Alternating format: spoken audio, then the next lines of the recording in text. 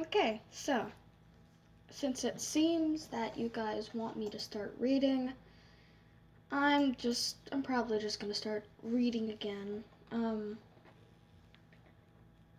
The audio is gonna be absolute fucking garbage for a while. Hang on. I hope that's better. Probably not. But the first thing I want to read is I want y'all's opinion on the story I'm reading. For a character of mine, it's his backstory. I know, how fucking unique is that? Now, the first few chapters are gonna be boring as fuck. But that's because it's kind of like a filler kind of thing before all the craziness starts, so that y'all can understand how his life was before it went to absolute fucking shit. Alright? Alright. Cool. And it's also like very cliche in a lot of ways. But there will be plot twists. Chapter 1. New Neighbor. Lil sighs as he walks down the street. Why did I have to get the damn mail? He grumbles to himself. He turns the corner to the mailboxes and gasps when him and another person collide. The two of them fall to the ground. Lil goes to yell at the person, but pauses when he sees a girl around his age quickly picking up her mail in boxes. He hesitates, but starts helping her. I'm so sorry. I should have been paying attention. She smiles nervously. Lil slightly blushes, but picks up the boxes. It's fine. I'm to blame as well. Fucking simp. The two stand up. Would you like me to help you with your mail? Lil asks, shifting the boxes in his arms. Oh, yes, please. The girl giggles and fixes her hairpin. Lead the way, Lil smiles. The girl happily leads Lil to the house with a moving truck. Oh, you're new here? He asks. She nods. Yeah, me and my parents just moved here from Ohio. She walks inside. Lil follows. Cool. I don't think I've met anyone from up north. The girl looks over in surprise. Really? That's weird. She helps Lil put the boxes on the counter. Well, this is a small town, he shrugs. There's a small moment of silence before Lil perks up. I'm Lil, by the way. He rubs the back of his neck. Also, sorry if y'all hear my dogs. They're deciding now is a good time to play, you little shits.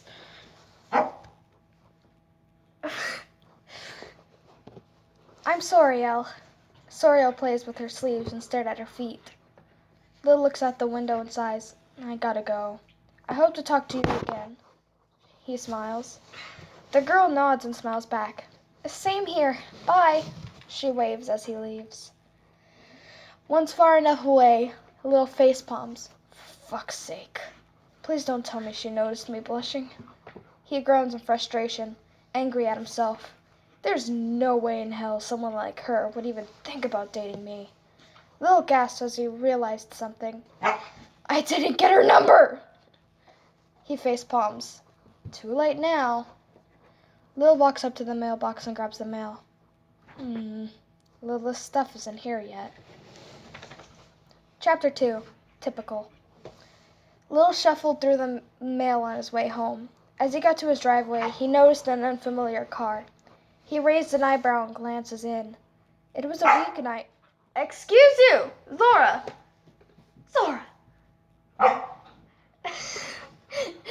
Sorry.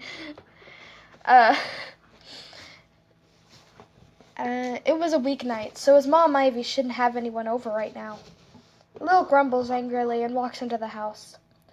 Lilith, his baby sister, I need to put a comma there. Lilith, his baby sister, pops over the couch. Lily, is my package here yet? She asks excitedly. That probably sounded like shit.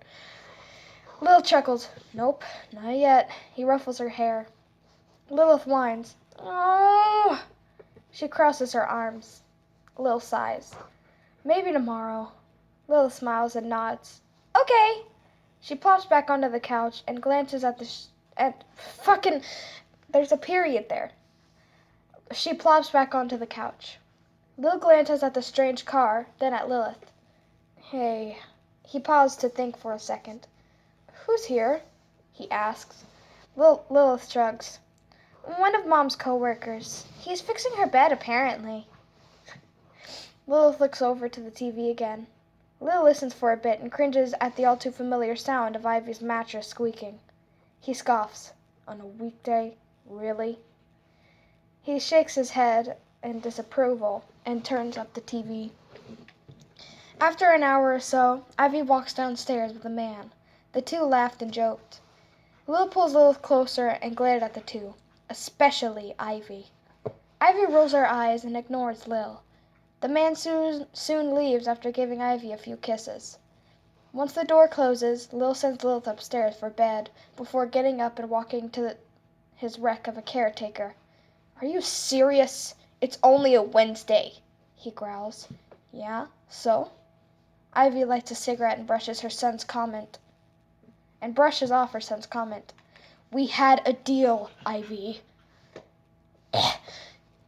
Ivy chuckles. Oh, Lily, you gotta learn that women have needs, she purrs. Lil slams his hands on the counter, making Ivy flinch. Do not call me that. I don't give a damn about your so-called needs. You shouldn't have men over on a school night. Grow up. Tired of the conversation, Lil goes to his room. He stared at the ceiling before closing his eyes and finally drifting off. Chapter 3. Late Night Call. Lil was suddenly jolted awake to his phone ringing. He groans and looks at the lock screen. Damn it. He quickly answers. BR, what's the details? The man chuckles. Young brunette, 24, last known location, 287 Wilmore Way. Lil writes down the address. 10-4, headed out. Lil hangs up before groaning. He gets up and walks over to his dresser. Opening it, he grabs a black tank top, black jeans, a black jacket decorated with roses, and finally, a black mask. Lil looks over at how far the woman's house was before getting on his motorcycle. He glances up at Lilith's dark window before driving off. He drives till he is half a mile away from the woman's house before stopping and parking. You see, I can't read. He walks the rest of the way in silence while putting on a pair of gloves. He soon gets to the house. His co-worker, Rosetta, was impatiently waiting for him on the side of the house. She scowls at him. Took you long enough, she hisses. Lil sighs.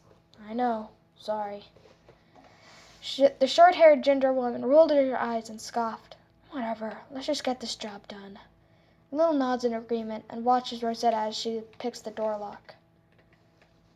After a few more seconds, there is an audible click of the door being unlocked. Rosetta looks up at a window. She's in the bathroom, she whispers. Lil nods.